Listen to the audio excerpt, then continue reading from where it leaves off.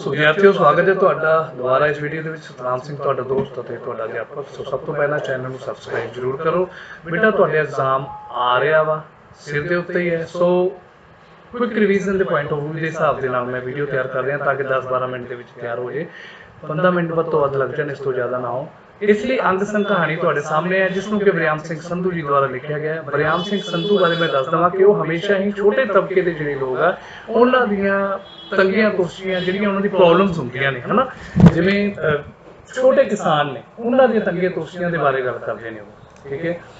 ਤੇ ਇਸੇ ਤਰੀਕੇ ਨਾਲ ਜੇਕਰ ਆਪਾਂ ਗੱਲ ਕਰੀਏ ਅੰਗ ਸੰਗ ਕਹਾਣੀ ਵਿੱਚ ਵਰਿਆਮ ਸਿੰਘ ਸੰਧੂ ਨੇ ਛੋਟੀ ਕਿਸਾਨੀ ਪਰਿਵਾਰ ਦੀ ਤੰਗੀਆਂ ਤੋਸ਼ੀਆਂ, ਮਜਬੂਰੀਆਂ ਤੇ ਨਸ਼ੇ ਦੀਆਂ ਭੈੜੀਆਂ ਆਦਤਾਂ ਕਾਰਨ ਹੋਈ ਮੰਦਹਾਲੀ ਨੂੰ ਬਾਖੂਬੀ ਸਾਡੇ ਸਾਹਮਣੇ ਪੇਸ਼ ਕੀਤਾ ਹੈ।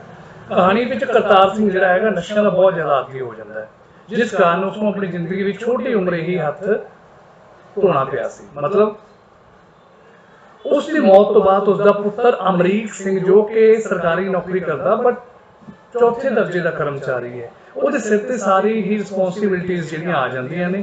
ਮੁਸੀਬਤਾਂ ਦਾ ਪਹਾੜ ਵੀ ਬਹੁਤ ਜ਼ਿਆਦਾ ਉਹਦੇ ਸਿਰ ਦੇ ਉੱਤੇ ਆ ਜਾਂਦਾ ਹੈ। ਪੂਰੀ ਕਹਾਣੀ ਦਾ ਅਧਿਐਨ ਕਰਨ ਤੋਂ ਬਾਅਦ ਜਿਹੜੇ ਕੁਐਸਚਨਸ ਆਉਣਗੇ ਉਹ ਆਪਾਂ ਦੇਖਾਂਗੇ। ਸੋ ਸਭ ਤੋਂ ਪਹਿਲਾਂ ਆਪਾਂ ਸਾਰ ਦੇ ਬਾਰੇ ਗੱਲ ਕਰ ਲਈ ਤਾਂ ਕਿ ਤੁਹਾਨੂੰ ਪਤਾ ਚੱਲ ਜਾਵੇ। ਕਰਤਾਰ ਸਿੰਘ ਦਾ ਬਾਪ ਜਿਹੜਾ ਮੇਨ ਕਿਸਾਨ ਆ ਜਿਹਦੇ ਉੱਤੇ ਇਹ ਕਹਾਣੀ ਹੈ, ਜਿਹੜਾ ਨਸ਼ੇ ਦਾ ਆਦੀ ਸੀ, ਜਿਹੜਾ ਛੋਟੀ ਉਮਰੇ ਮਰ ਜਾਂਦਾ ਹੈ, ਉਹਦਾ ਬਾਪ ਜਿਹੜਾ ਹੈਗਾ ਜ਼ਮੀਨ ਗਹਿਣੇ ਧਰ ਕੇ ਨਾ, ਜਿਹੜਾ ਸਿਰ ਦੇ ਉੱਤੇ ਉਹਦਾ ਕਰਜ਼ਾ ਸੀ ਹਨਾ ਕਰਤਾਰ ਸਿੰਘ ਦੇ ਬਾਪ ਦਾ, ਉਹ ਸਿੰਗਾਪੁਰ ਚਲੇ ਜਾਂਦਾ। ਸਿੰਗਾਪੁਰ ਕਿਉਂ ਜਾਂਦਾ? ਕਿ ਉੱਥੇ ਮੈਂ ਕਮਾਈ ਕਰਕੇ ਜਿਹੜੀ ਜ਼ਮੀਨ ਮੇਰੀ ਗਹਿਣੇ ਪਈ ਹੈ ਉਹਨੂੰ ਛੁਡਾਣਾ। ਉਹਨੇ ਛੁਡਾ ਲਈ ਸੀ, ਪਰ ਇੱਥੇ ਕੀ ਹੋਇਆ, ਸਿੰਗਾਪੁਰ ਉਹਦਾ ਫਾਦਰ ਗਿਆ ਹੋਇਆ ਸੀ ਤੇ ਕਰਤਾਰ ਸਿੰਘ ਜਿਹੜਾ ਵਿਹਲਾ ਹੋ ਗਿਆ, ਉਹਨੂੰ ਪੈਸੇ ਆਉਣ ਲੱਗ ਗਏ ਸੀ। ਉਹਨੇ ਜ਼ਮੀਨ ਠੇਕੇ ਤੇ ਦਿੱਤੀ, ਆਪ ਵਿਹਲਾ ਢਾਣੀਆਂ 'ਚ ਮੁੰਡਿਆਂ ਨਾਲ ਘੁੰਮਦਾ, ਕੱਪੜੇ ਵਧੀਆ ਪਾ ਕੇ ਸ਼ਰਾਬਾਂ ਪੀਂਦਾ, ਸ਼ਿਕਾਰ ਕਰਦਾ। 2 ਪੁੱਤਰ ਸੀ ਉਹਦੇ ਤੇ 3 ਧੀਆਂ ਸੀ। ਆਪਣੀ ਮਾਂ ਤੇ ਪਤਨੀ ਦੀ ਰਤਾ ਪ੍ਰਵਾਹ ਨਹੀਂ ਕਰਦਾ ਸੀ। ਪਿਓ ਦੀ ਮੌਤ ਤੋਂ ਬਾਅਦ ਬਾਹਰੋਂ ਪੈਸਾ ਆਉਣਾ ਬੰਦ ਹੋ ਗਿਆ, ਪਰ ਉਹਨੇ ਆਪਣੀ ਜਿਹੜੀ ਫਾਲਤੂ ਦੀਆਂ ਸਪੈਂਡਥ੍ਰਿਫਟ ਕੰਮ ਵਾਲੀ ਸੀ, ਫੈਲਸੂਫੀਆਂ, ਘੁੰਮਣਾ ਫਿਰਨਾ ਬੰਦ ਨਾ ਕੀਤਾ। ਇੱਕ ਵਾਰੀ ਕੀ ਹੋਇਆ, ਉਹਦੀ ਸਿਸਟਰ ਦੀ ਭੈਣ ਦੀਆਂ 2 ਕੁੜੀਆਂ ਸੀ, ਉਹਨਾਂ ਦੇ ਇਕੱਠੇ ਵਿਆਹ ਆ ਗਏ। ਭੈਣ ਦੀ ਇੱਛਾ ਸੀ ਕਿ ਉਹਦਾ ਭਰਾ ਜਿਹੜਾ ਸੀ ਸੱਜ ਧਰ ਕੇ ਆਵੇ। ਓਬਵੀਅਸ ਹੈ, ਸਿਸਟਰ ਦਾ ਹੁੰਦਾ ਕਿ ਮੇਰਾ ਭਰਾ ਜਿਹੜਾ ਹੈਗਾ ਆਪਣੀ ਭਾਣਜੀਆਂ ਦੇ ਵਿਆਹ ਤੇ ਵਧੀਆ ਬਣ ਕੇ ਆਵੇ।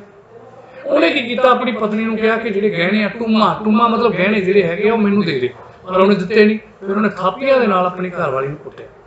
ਇਸ ਤੋਂ ਬਾਅਦ ਸ਼ਰਾਬ ਦਾ ਆਦੀ, ਰੋਜ਼ ਸ਼ਰਾਬ ਪੀ ਕੇ ਆਉਣਾ, ਘਰ 'ਚ ਬੜੀ ਮਾਹੌਲ ਖਰਾਬ ਹੁੰਦਾ ਰਹਿਣਾ। ਅਮਰੀਕ ਸਿੰਘ ਜਿਹੜਾ ਕਿ ਆਪਣਾ ਇੱਥੇ 3 ਦਰਜੇ ਦਾ ਕਰਮਚਾਰੀ ਸੀ, ਠੀਕ ਹੈ, ਉਹਨੂੰ ਆਦਤਾਂ ਪਸੰਦ ਨਹੀਂ ਸੀ। ਕਰਤਾਰ ਸਿੰਘ ਅਚਾਨਕ ਜਦੋਂ ਕਰਤਾਰ ਸਿੰਘ ਦੀ ਮੌਤ ਹੋ ਗਈ, ਅਮਰੀਕ ਨੂੰ ਪਤਾ ਚੱਲਿਆ ਕਿ ਉਹਦੇ ਸਿਰ ਤੇ, ਭਾਵ ਕਰਤਾਰ ਸਿੰਘ ਦੇ ਉਹਦੇ ਪਿਓ ਦੇ ਸਿਰ ਦੇ ਉੱਤੇ 1650 ਸੁਸਾਇਟੀ ਦੇ ਕਰਜ਼ਾ ਸੀ। ਸੁਸਾਇਟੀ ਬੇਟਾ ਪਿੰਡਾਂ ਦੇ ਵਿੱਚ ਸੁਸਾਇਟੀਆਂ ਹੁੰਦੀਆਂ ਨੇ, ਉਹ ਕਿਸਾਨਾਂ ਨੂੰ, ਜੱਟਾਂ ਨੂੰ ਖਾਦ ਵਾਸਤੇ, ਜਿਵੇਂ ਬੈਂਕ ਛੋਟੀ ਹੋ ਗਈ ਹਨਾ, ਉਹਦੇ ਵਾਸਤੇ ਕਰਜ਼ਾ ਦਿੰਦੇ ਆ, ਖਾਦ ਦਿੰਦੇ ਆ। ਸੋ 1650 ਰੁਪਇਆ ਕਰਜ਼ਾ ਸੀ। 500 ਰੁਪਇਆ ਉਹਨੇ ਮੱਖਣ ਸਿੰਘ ਦੇ ਦੇਣੇ ਸੀ। ਮਰਨ ਤੋਂ ਬਾਅਦ ਪਤਾ ਚੱਲਿਆ ਪੌਣਾ ਕਿੱਲਾ, 75% ਜਿਹਨੂੰ ਕਹਿੰਦੇ ਪੌਣਾ ਕਿੱਲਾ ਜਿਹੜਾ ਸੀ ਜ਼ਮੀਨ ਅਮਰੀਕ ਦੀ ਬਚੀ ਹੋਈ ਸਮਝਦਾ ਸੀ, ਪਰ ਉਹ ਵੀ ਗਹਿਣੇ ਸੀ। ਅਮਰੀਕ ਨੂੰ ਲੱਗਦਾ ਸੀ ਕਿ ਪੌਣਾ ਕਿੱਲਾ ਜ਼ਮੀਨ ਬਚੀ ਹੋਈ ਹੈ, ਬਟ ਉਹ ਵੀ ਗਹਿਣੇ ਸੀ। ਇਹ ਜਾਣ ਕੇ ਉਹਨੂੰ ਬਹੁਤ ਦੁੱਖ ਹੋਇਆ ਕਿ ਘਰ ਦੇ ਲੋਕ ਜਿਹੜੇ ਸੀਗੇ ਉਹਨਾਂ ਨੇ ਸਾਰੀਆਂ ਗੱਲਾਂ ਲੁਕੋਈਆਂ। ਫਿਰ ਉਹਨੂੰ ਇਹ ਵੀ ਪਤਾ ਲੱਗਿਆ ਕਿ ਕਰਤਾਰ ਸਿੰਘ ਇੱਕ ਵਾਰੀ ਘਰੋਂ ਪਤੀਲਾ ਵੇਚ ਕੇ ਆਇਆ ਸੀ, ਹੈਨਾ, ਤੇ ਉਹ ਕਰਤਾਰ ਸਿੰਘ ਜਿਹੜਾ ਸੀ ਉਹ ਘਰੋਂ ਪਤੀਲਾ ਵਗੈਰਾ ਲੈ ਕੇ ਉਹ ਵੇਚ ਕੇ ਆਇਆ ਸੀ।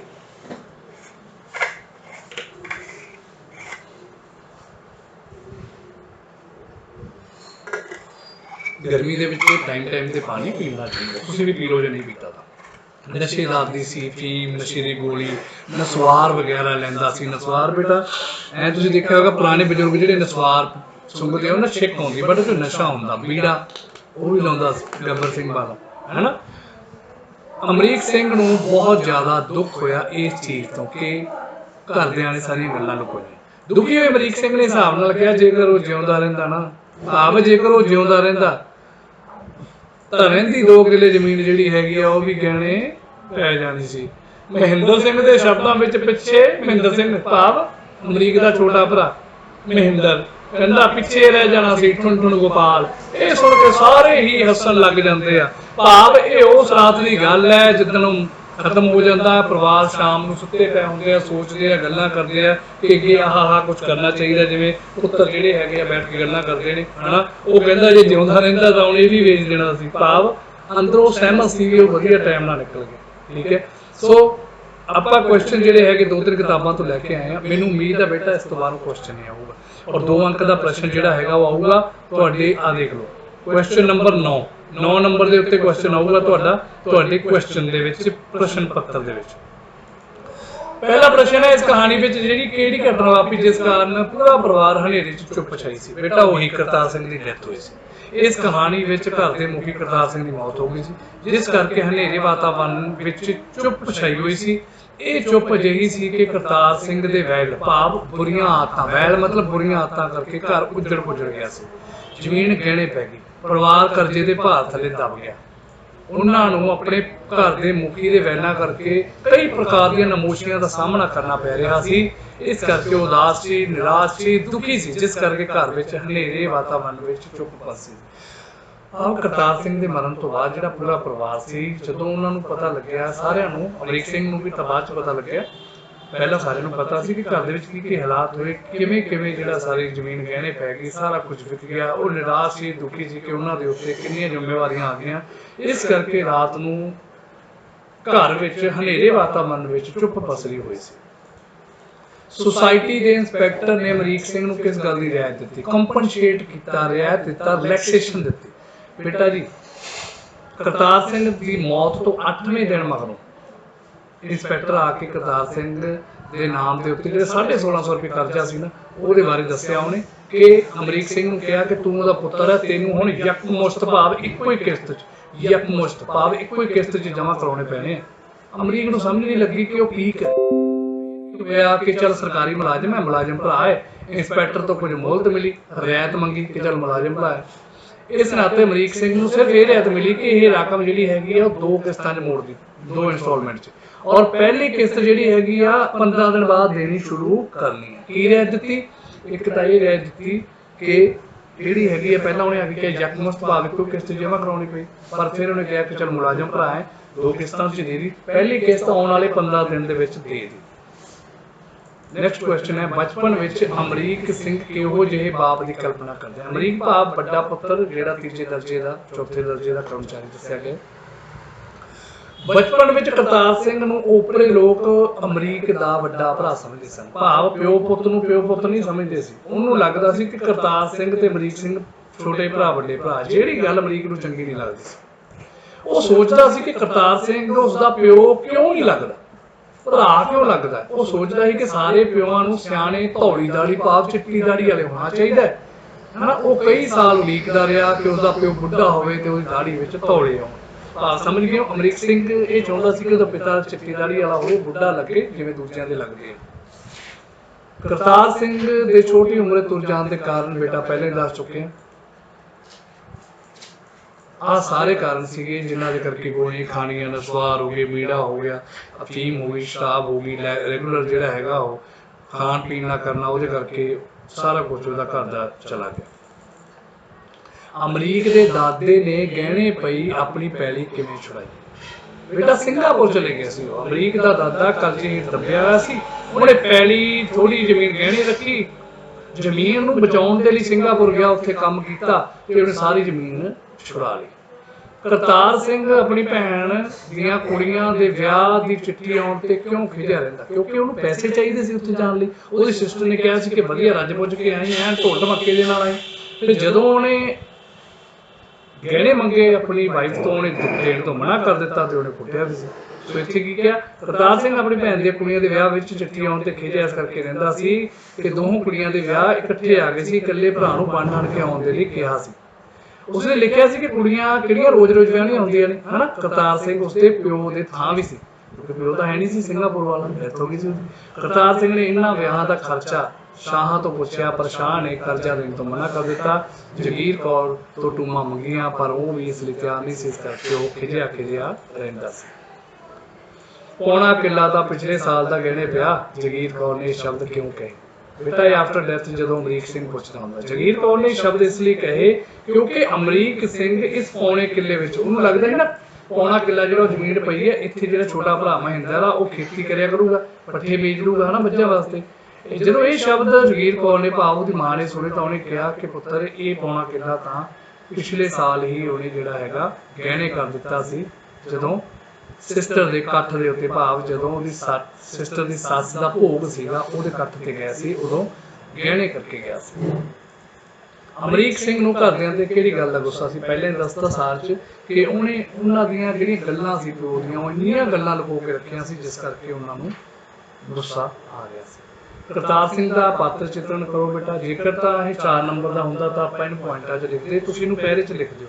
ਕਰਤਾਰ ਸਿੰਘ ਅੰਗ ਸੰਗ ਕਹਾਣੀ ਦਾ ਪਾਤਰ ਹੈ। ਅਤੀ ਦਰਜੇ ਦਾ ਸ਼ਰਾਬੀ, ਨਸ਼ੇਬਾਜ਼, ਕਰਜ਼ਾਈ, ਜ਼ਮੀਨ ਨੂੰ ਸ਼ਰਾਬ ਤੇ ਲੇਖੇ ਲਾਉਣ ਵਾਲਾ, ਉਜਾੜ ਸਮੇਂ ਦਾ ਨੂੰ ਸ਼ਿਕਾਰ ਤੇ ਹੋਰ ਖੇਡਾਂ, ਬਸ ਵਿਹਲਾ ਰਹਿਣਾ, ਮਹਿਫਿਲੀਆਂ ਕਰਨੀਆਂ, ਚਿੱਟੇ ਕੱਪੜੇ ਪਾ ਕੇ ਨਾਲ ਡਾਂਗ ਲੈ ਕੇ, ਨਾਲ ਵਿਹਲੇ ਮੁੰਡੇ ਲੈ ਕੇ ਤੁਰੇ ਫਿਰਦੇ ਰਹਿਣਾ, ਇਹ ਉਹਦਾ ਕੰਮ ਸੀ। ਪਰਿਵਾਰ ਨੂੰ ਉਹਨੇ ਖਤਮ ਕਰਤਾ ਸੀ। ਆਪਣੀ ਪਤਨੀ ਤੇ ਮਾਂ ਦੀ ਬਿਲਕੁਲ ਨਹੀਂ ਸੁਣਦਾ ਸੀ। ਅਮਰੀਕ ਨਾਲ ਉਹਦੀ ਬਿਲਕੁਲ ਨਹੀਂ ਬਣਦੀ ਸੀ। ਅੰਗ ਜਿਸ ਕਰਕੇ ਜਿਹੜਾ ਸਾਰਾ ਕੁਝ ਉਸਦੇ ਪਰਿਵਾਰ ਦੇ ਬੰਦੇ ਉਸਨੂੰ ਅੰਗ ਸੰਗ ਸਮਝਣ ਦੀ ਥਾਂ ਅਜੇ ਵੀ ਵੇਲੇ ਸਿਰ ਮਰ ਗਿਆ ਕਹਿ ਕੇ ਸੰਤੁਸ਼ਟ ਸਨ। ਉਹਨਾਂ ਨੂੰ ਇਹ ਲੱਗਦਾ ਸੀ ਕਿ ਸ਼ੁਕਰ ਟਾਈਮ ਨਾਲ ਤੁਰ ਗਿਆ, ਜੇ ਬਚਿਆ ਰਹਿੰਦਾ ਜਿਹੜੀ 1 ਅੱਧੀ 2 ਕਿੱਲੇ ਜ਼ਮੀਨ ਸੀ ਇਹ ਵੀ ਖਤਮ ਕਰ ਦੇਣੀ ਸੀ।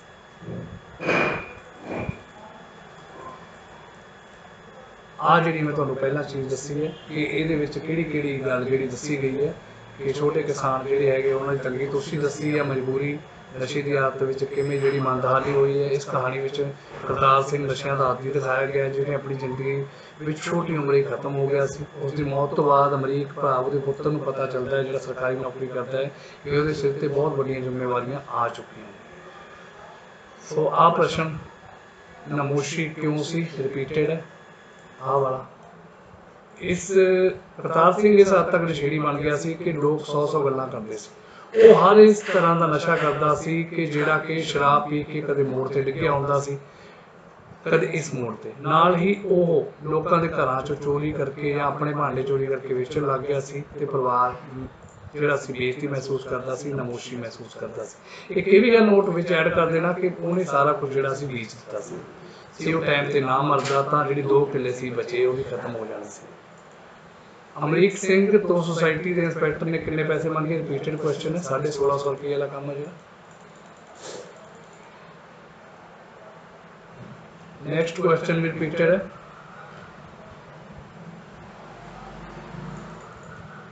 ਇਹ ਕੁਐਸਚਨ ਇਹ ਸੀ, ਇਹ ਗੱਲ ਉਹਨੂੰ ਚੰਗੀ ਲੱਗੀ ਅਮਰੀਕ ਸਿੰਘ ਨੂੰ ਕਿ ਕਿਹੜੀ ਗੱਲ ਤੇ ਖੁਸ਼ ਸੀ? ਉਹਨੂੰ ਇਹ ਸੀ ਕਿ ਦੋਨੋਂ ਸਿਸਟਰ ਜਿਹੜੀ ਸੀਗੀ, ਅਮਰੀਕ ਸਿੰਘ ਇਸ ਗੱਲ ਤੇ ਖੁਸ਼ ਸੀ ਕਿ ਪਿਓ ਤੋਂ, ਕਿ ਪਿਓ ਉਸਦੀਆਂ ਦੋਨਾਂ ਸਿਸਟਰਸ ਨੂੰ ਵਿਆਹ ਗਿਆ ਸੀ। ਹਾਲੇ ਵੀ ਇੱਕ ਸਿਸਟਰ ਜਿਹੜੀ ਸੀਗੀ ਉਹ ਵਿਆਹੁਣ ਵਾਲੀ ਪਈ ਸੀ। ਅਮਰੀਕ ਤੋਂ ਛੋਟਾ ਇੱਕ ਮੁੰਡਾ ਸੀ, ਉਸ ਤੋਂ ਛੋਟੀ ਇੱਕ ਹੋਰ ਬੇਟੀ ਸੀ। ਉਸ ਤੋਂ ਬਾਅਦ ਕਿਹੜੀ ਗੱਲ ਤੋਂ ਗੁੱਸੇ ਸੀ? ਵੱਡੀ ਕੁੜੀ ਨੇ ਦੱਸਿਆ ਸੀ ਨਾ ਕਿ ਪਤੀਲਾ ਵੇਚ ਕੇ ਆ ਗਿਆ। ਇਹ ਰਿਪੀਟਡ ਹੈ ਕੁਐਸਚਨ। ਹੁਣ ਇਹ ਦੂਸਰੀ ਕਿਤਾਬ ਦੇ ਵਿੱਚੋਂ ਆਪਾਂ ਕੁਐਸਚਨ ਲਏ ਆ, ਵਰਿਆਮ ਸਿੰਘ ਸੰਧੂ ਦੀਆਂ ਕਹਾਣੀਆਂ ਬਾਰੇ ਦੱਸੋ, ਰਾਈਟਰ ਦੇ ਬਾਰੇ। ਮੈਨੂੰ ਉਮੀਦ ਹੈ ਕਿ ਰਾਈਟਰ ਵਾਲਾ ਕੋਈ ਕੁਐਸਚਨ ਆਊਗਾ ਨਹੀਂ, ਬਟ ਫਿਰ ਵੀ ਤੁਸੀਂ ਜਿਹੜਾ ਹੈ ਇਹਨੂੰ ਇੱਕ ਵਾਰੀ ਰੀਡ ਕਰ ਲੈਣਾ। ਇਹਦੇ ਵਿੱਚ ਇਹ ਹੈ ਕਿ ਵਰਿਆਮ ਸਿੰਘ ਸੰਧੂ ਹਮੇਸ਼ਾ ਨਿਮਨ ਵਰਗ ਦੇ ਲੋਕਾਂ ਦੀਆਂ ਪ੍ਰੋਬਲਮ, ਤੰਗੀਆਂ, ਤੁਰਸ਼ੀਆਂ ਸਾਰੀਆਂ ਦੱਸਦਾ ਹੀ, ਛੋਟੇ ਕਿਸਾਨਾਂ ਦੀਆਂ ਗੱਲਾਂ ਜਿਹੜੀਆਂ ਦੱਸਦਾ ਹੁੰਦਾ ਸੀ। ਵਰਿਆਮ ਸਿੰਘ ਸੰਧੂ ਦੀਆਂ ਰਚਨਾਵਾਂ ਦੇ ਵੇਰਵੇ, ਇਹ ਮੈਂ ਤੁਹਾਨੂੰ ਕਲਾਸ 'ਚ ਕਈ ਵਾਰੀ ਕਰਵਾਇਆ। ਲੋਹੇ ਦੇ ਹੱਥ, ਅੰਗ ਸੰਗ, ਭੱਜੀਆਂ ਬਾਹੀਂ, ਚੌਥੀ ਕੂਟ, ਸਫਰਨਾਮਾ, ਜੀਵਨੀ, ਆਲੋਚਨਾ ਤੇ 3 ਪੁਸਤਕਾਂ। ਆਲੋਚਨਾ ਦੀਆਂ 3 ਪੁਸਤਕਾਂ। ਅੰਗ ਸੰਗ ਕਹਾਣੀ ਦਾ ਵਿਸ਼ਾ ਜਿਹੜਾ ਪਹਿਲਾਂ ਦੱਸ ਚੁੱਕੇ ਹਾਂ ਜੀ, ਮੱਧ ਵਰਗੀ ਪਰਿਵਾਰ। Repeated question. ਕਰਤਾਰ ਸਿੰਘ ਦੇ ਦੁਨੀਆ ਤੋਂ ਚਲੇ ਜਾਣ ਤੇ ਵੀ ਘਰ ਵਾਲਿਆਂ ਨੂੰ ਕਿਸ ਤਰ੍ਹਾਂ ਮਹਿਸੂਸ ਹੋ ਰਿਹਾ ਸੀ? ਬੇਟਾ ਉਹਨਾਂ ਨੂੰ ਇਹ ਲੱਗ ਰਿਹਾ ਸੀ ਕਿ ਉਹ ਮਰਿਆ ਨਹੀਂ, ਅੰਗ ਸੰਗ ਹੀ ਹੈ। ਕਿਉਂ? ਕਿਉਂਕਿ ਇਹਨੇ ਕੰਮ ਹੀ ਇਹਨੇ ਬੜੇ ਕਰੇ ਸੀ, ਸਾਰੀ ਜ਼ਮੀਨ ਵੇਚਤੀ, ਸਾਰਾ ਕੁਝ ਉਹਨਾਂ ਨੂੰ ਇਹ ਲੱਗ ਰਿਹਾ ਸੀ ਭਾਈ ਕੋਲ ਹੀ ਹੈ। ਘਰ ਵਾਲਿਆਂ ਨੂੰ ਇਹ ਲੱਗਿਆ ਜਿਵੇਂ ਕਰਤਾਰ ਸਿੰਘ ਮਰਿਆ ਨਹੀਂ, ਇਸ ਘਰ ਵਿੱਚ ਉਹਨਾਂ ਦੇ ਅੰਗ ਸੰਗ ਹੀ ਹੈ। ਉਹ ਉਸ ਨੂੰ ਘਰ ਵਿੱਚ ਹੀ ਮਰੇ ਹੋਏ ਐਂ ਲੱਗਦਾ ਸੀ ਕਿ ਪਰੇ ਪਸ਼ੂਆਂ ਦਾ ਜਿਹੜਾ ਵਾੜਾ ਨਹੀਂ ਹੈਗਾ ਜਾਂ ਪਸ਼ੂਆਂ ਦਾ ਕਮਰਾ, ਉਹਦੇ ਵਿੱਚ ਸ਼ਰਾਬ ਪੀ ਕੇ ਸੁੱਤਿਆ ਹੋਇਆ ਵਾ, ਉਹਨੂੰ ਇਹ ਲੱਗਦਾ ਸੀ। ਕਰਤਾਰ ਸਿੰਘ ਕੌਣ ਹੈ ਉਸ ਬਾਰੇ ਸੰਖੇਪ ਜਾਣਕਾਰੀ। ਪਾਤਰ ਬੇਟਾ ਉਹੀ ਹੋ ਗਿਆ, ਉਹਨੇ ਪਾਤਰ ਕੀਤਾ ਜਿਹੜਾ ਕਰਤਾਰ ਸਿੰਘ ਇਸ ਕਹਾਣੀ ਦਾ ਮੁੱਖ ਪਾਤਰ ਹੈ। ਛੋਟਾ ਕਿਸਾਨ ਹੈ, ਨਸ਼ੇੜੀ ਹੈ, ਸਾਰੀਆਂ ਗੱਲਾਂ। ਲੇਟਿਆ ਹੋਇਆ ਅਮਰੀਕ ਕਿੰਨਾਂ ਦਿਨਾਂ ਬਾਰੇ ਸੋਚ ਰਿਹਾ ਸੀ? ਸੁੱਤਾ ਪਿਆ ਅਮਰੀਕ ਪਿਛਲੇ ਉਹਨਾਂ ਦਿਨਾਂ ਬਾਰੇ ਸੋਚ ਰਿਹਾ ਸੀ ਜਿਹੜੇ ਉਸਦੇ ਪਿਤਾ ਦੀ ਮੌਤ ਤੋਂ ਬਾਅਦ ਇੱਕ ਕਾਲੇ ਪਰਛਾਵੇਂ ਵਾਂਗ ਉਹਨਾਂ ਦੇ ਨਾਲ ਤੁਰੇ ਸਨ। ਇਹਨਾਂ ਦਿਨਾਂ ਵਿੱਚ ਉਹ ਆਪਣੇ ਆਪ ਨੂੰ ਆਪ ਤੋਂ ਵੱਡੀ ਉਮਰ ਦਾ ਮਹਿਸੂਸ ਕਰਨ ਲੱਗ ਗਿਆ ਸੀ। ਉਹਨੂੰ ਇਹ ਲੱਗ ਰਿਹਾ ਸੀ ਕਿ ਹੁਣ ਜਿਹੜਾ ਹੈਗਾ ਮੈਂ ਆਪ ਤੋਂ ਵੱਡੀ ਉਮਰ ਦਾ ਹਾਂ, ਕਿਉਂਕਿ ਉਹਦੇ 'ਚ ਰਿਸਪੌਂਸਿਬਿਲਿਟੀਜ਼, ਅਕਾਊਂਟੇਬਿਲਿਟੀਜ਼ ਕਾਫੀ ਜ਼ਿਆਦਾ ਆ ਗਈਆਂ ਸੀ। ਅਮਰੀਕ ਨੂੰ ਆਪਣੇ ਪਿਓ ਦੇ ਬਿਮਾਰ ਹੋਣ ਦੀ ਜਾਣਕਾਰੀ ਕਿਵੇਂ ਮਿਲੀ? ਇਹ ਕੁਐਸਚਨ ਧਿਆਨ ਦਿਓ।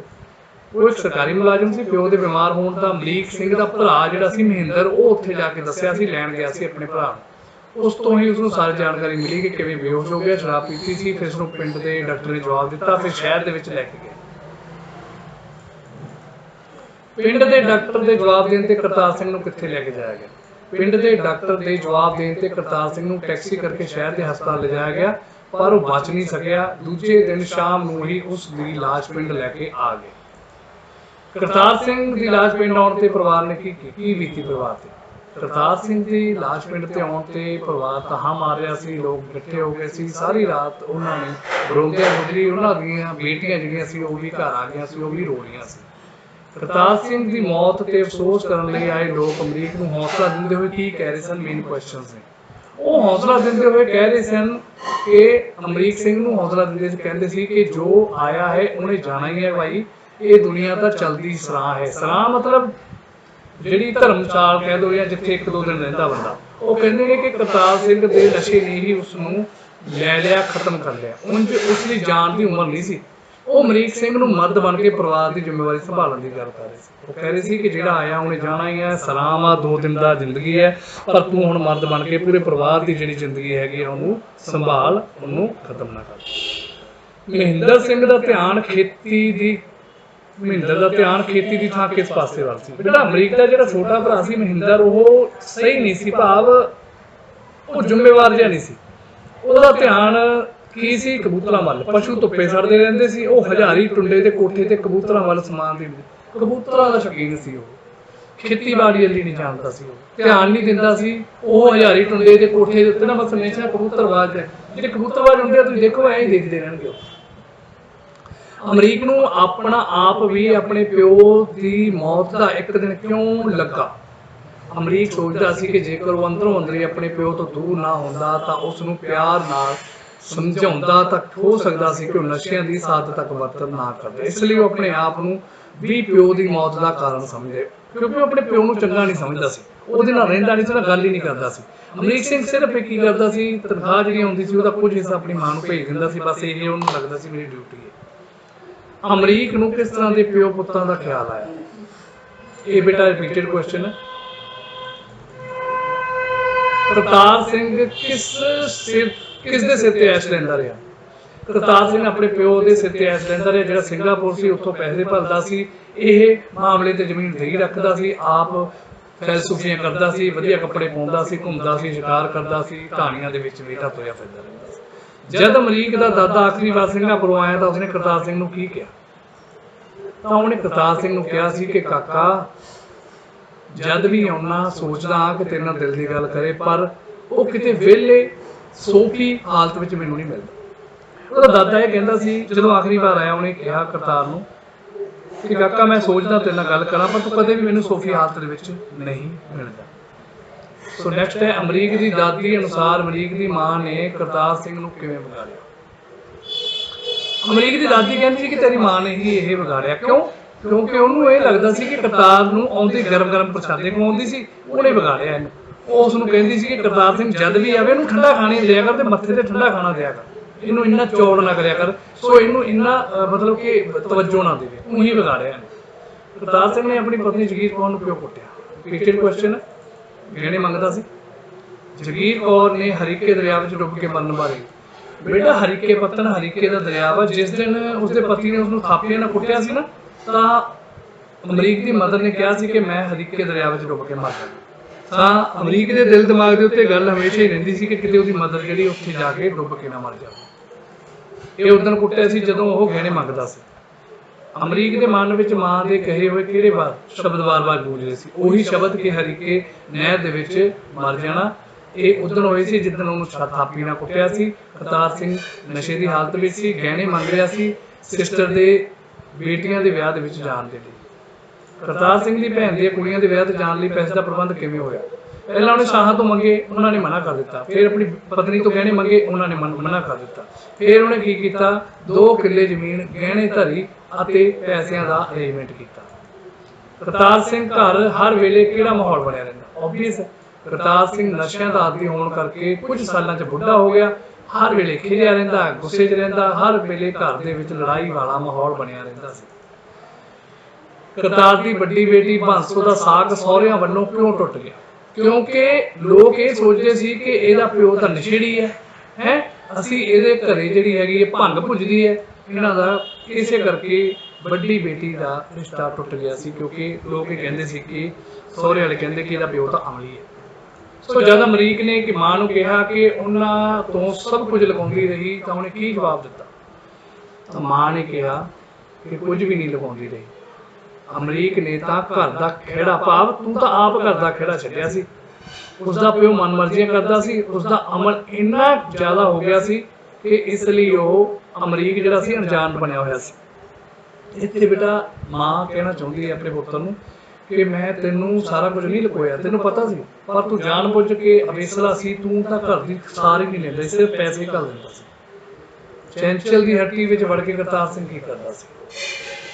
ਚੈਂਚਲ ਦੀ ਹੱਟੀ ਵਿੱਚ ਵੜ ਕੇ ਕਰਤਾਰ ਸਿੰਘ ਨਸਵਾਰ ਜਿਹੜੀ ਠਿੱਕ ਵਾਲੀ ਹੁੰਦੀ ਉਹ ਲੈਂਦਾ ਸੀ, ਅਫੀਮ ਦੀ ਥਾਂ ਨਸ਼ੇ ਦੀਆਂ ਗੋਲੀਆਂ ਖਾਂਦਾ ਸੀ ਤੇ ਉਹ ਬੀੜਾ ਵੀ ਲਾਂਦਾ ਸੀ। ਘਰ ਵਾਲੇ ਕਰਤਾਰ ਸਿੰਘ ਦੀ ਮੌਤ ਨੂੰ ਉਸ ਵੇਲੇ ਸਿਰ ਤੁਰ ਜਾਣਾ ਕਿਉਂ ਕਹਿੰਦੇ ਸੀ? ਉਹੀ ਗੱਲ ਹੋਈ ਨਾ ਕਿ ਵੇਲੇ ਸਿਰ ਤੁਰ ਗਿਆ, ਠੀਕ, ਕਿਉਂਕਿ ਜੇ ਉਹ ਰਹਿੰਦਾ ਤਾਂ 2 ਕਿੱਲੇ ਜਿਹੜੀ ਜ਼ਮੀਨ ਬਚਦੀ ਉਹ ਵੀ ਗਹਿਣੇ ਰੱਖ ਜਾਣੀ ਸੀ। ਅਮਰੀਕ ਦੇ ਦਾਦਾ ਨੇ ਗਹਿਣੇ ਪਈ ਜ਼ਮੀਨ ਕਿਵੇਂ ਛੁਡਾਈ? ਰਿਪੀਟਡ ਹੈ, ਬਾਹਰ ਜਾ ਕੇ, ਸਿੰਗਾਪੁਰ ਜਾ ਕੇ। ਸੋ ਸੁਸਾਇਟੀ ਦਾ ਇੰਸਪੈਕਟਰ ਅਮਰੀਕ ਸਿੰਘ ਨੂੰ ਕਿਸ ਗੱਲ ਦੀ ਰਿਆਇਤ ਦਿੱਤੀ? ਰਿਪੀਟਡ ਕੁਐਸਚਨ ਹੈ। ਹੁਣ ਰਿਪੀਟਡ ਕੁਐਸਚਨ ਹੀ ਆਉਣਗੇ ਸਾਰੇ। ਕਰਤਾਰ ਸਿੰਘ ਦੇ ਛੋਟੀ ਉਮਰ ਤੁਰ ਜਾਣ ਦੇ ਕਾਰਨ, ਰਿਪੀਟਡ ਹੈ। ਬਚਪਨ ਵਿੱਚ ਅਮਰੀਕ ਕਿਹੋ ਜਿਹੇ ਬਾਪ ਦੀ ਕਲਪਨਾ ਕਰਦਾ? ਰਿਪੀਟਡ ਹੈ। ਕਰਤਾਰ ਸਿੰਘ ਆਪਣੀ ਭੈਣ ਦੀਆਂ ਕੁੜੀਆਂ ਦੇ ਵਿਆਹ ਤੋਂ ਬਾਅਦ ਖਿਜਿਆ? ਰਿਪੀਟਡ। ਪੌਣਾ ਕਿੱਲਾ ਪਿਛਲੀ ਵਾਰੀ? ਰਿਪੀਟਡ। ਇਹ ਸਾਰੇ ਰਿਪੀਟਡ ਨੇ ਬਿਕੋਜ਼ ਡਿਫਰੈਂਟ ਬੁੱਕਸ ਨੇ ਨਾ। PDF ਵੀ ਮਿਲ ਜੂ, ਸਕਰੀਨਸ਼ਾਟ ਵੀ ਜ਼ਰੂਰ ਲੈ ਲਓ। ਰਿਪੀਟਡ। ਅਮਰੀਕ ਸਿੰਘ ਨੂੰ ਆਪਣੇ ਘਰਦਿਆਂ ਤੇ ਕਿਸ ਗੱਲ ਦਾ ਗੁੱਸਾ ਸੀ? ਉਹੀ ਕਿ ਉਹਨੇ ਸਾਰਾ ਕੁਝ ਲੁਕੋਇਆ। ਇਹ ਸਾਰਾ ਰਿਪੀਟਡ ਹੈ। ਸੋ ਬੇਟਾ ਇਹ ਸਾਰੇ ਕੁਐਸਚਨ ਜਿਹੜੇ ਹੈਗੇ, ਮੈਨੂੰ ਉਮੀਦ ਹੈ ਕਿ ਸਾਰੇ ਦੇ ਸਾਰੇ ਕੁਐਸਚਨਾਂ ਦੇ ਵਿੱਚੋਂ ਤੁਹਾਨੂੰ 2 ਕੁਐਸਚਨ ਜਿਹੜੇ ਹੈਗੇ, 1-2 ਕੁਐਸਚਨ ਵਿੱਚੋਂ ਆਉਣਗੇ, 100% ਆਉਣਗੇ, ਇਸ ਤੋਂ ਬਾਅਦ ਨਹੀਂ ਆਏਗਾ। ਚੰਗੇ ਤਰੀਕੇ ਦੇ ਨਾਲ ਪੜ੍ਹਿਓ। PDF ਵੀ ਦੀ ਮੈਂ ਨਾਲ ਜੁਆਇਨ ਕਰ ਦੇਣਾ, ਅਟੈਚ ਕਰ ਦੇਣਾ। ਮੈਨੂੰ ਉਮੀਦ ਹੈ ਕਿ ਤੁਹਾਡਾ ਪੇਪਰ ਵਧੀਆ ਹੋਊਗਾ, ਚੰਗਾ ਹੋਊਗਾ। ਉਸੇ ਆਸ ਦੇ ਵਿੱਚ ਬਲੈਸਿੰਗ ਹੈ ਤੁਹਾਨੂੰ। God bless. ਖੁਸ਼ ਰਹੋ, ਟੇਕ ਕੇਅਰ। ਮਾਤਾ ਪਿਤਾ ਦਾ ਸਤਿਕਾਰ ਕਰੋ, ਮਾਂ ਦੀ ਇੱਜ਼ਤ ਕਰੋ, ਉਹਦੀਆਂ ਇੱਛਾਵਾਂ ਪੂਰੀਆਂ ਕਰੋ, ਪਿਓ ਦੇ ਸੁਪਨਿਆਂ ਤੇ ਚੱਲੋ, ਛੋਟਿਆਂ ਨੂੰ ਪਿਆਰ ਕਰੋ, ਵੱਡਿਆਂ ਦਾ ਸਤਿਕਾਰ ਕਰੋ। God bless. ਖੁਸ਼ ਰਹੋ। ਮਿਲਦੇ ਹਾਂ ਨੈਕਸਟ ਵੀਡੀਓ 'ਚ। ਚੈਨਲ ਸਬਸਕ੍ਰਾਈਬ ਜ਼ਰੂਰ ਕਰੋ।